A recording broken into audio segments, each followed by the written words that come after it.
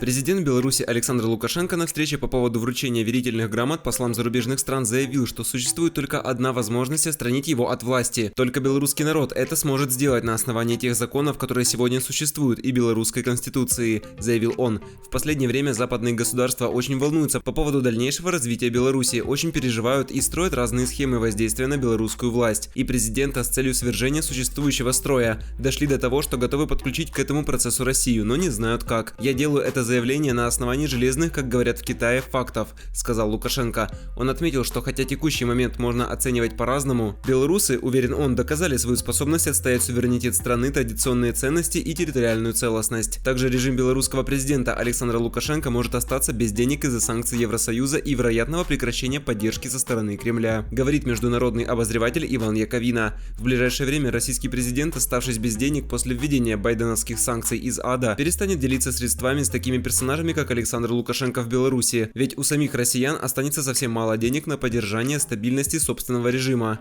Лукашенко, конечно, из-за этого нервничает и принимает самые странные, абсолютно безумные, фантасмагорические меры. В Беларуси, как мне кажется, сейчас начинается настоящая кавка, поскольку Лукашенко как таракан, которого перекинули на спину, размахивает лапками в разные стороны и ничего не может поделать. Но, к сожалению, он способен переломать множество жизней людей, находящихся вокруг него. К чему приводят фантазмы больного разума Лукашенко? На минувшей неделе в Минске был отключен от водоснабжения и канализации целый микрорайон под названием Новая Боровая. На выборах 9 августа местные жители проголосовали за Светлану Тихановскую, которая набрала там в 17 раз больше голосов, чем Лукашенко. После этого жители Новой Боровой много раз выходили на различные митинги. Лукашенко решил таким образом отомстить. Юморок у него своеобразный. Помимо того, что он отключил им водоснабжение и канализацию, еще и привез туда биотуалеты, выкрашенные в бело-красно-белые цвета национального флага Беларуси. Намек понятен, можете гадить на свой флаг. Помимо этого, Евросоюз решил ввести санкции против предприятий, поддерживающих режим. Для Лукашенко это станет настоящим ударом под дых, потому что без денег он долго не протянет. В целом, любой авторитарный тоталитарный режим должен что-то продавать, чтобы себя поддерживать.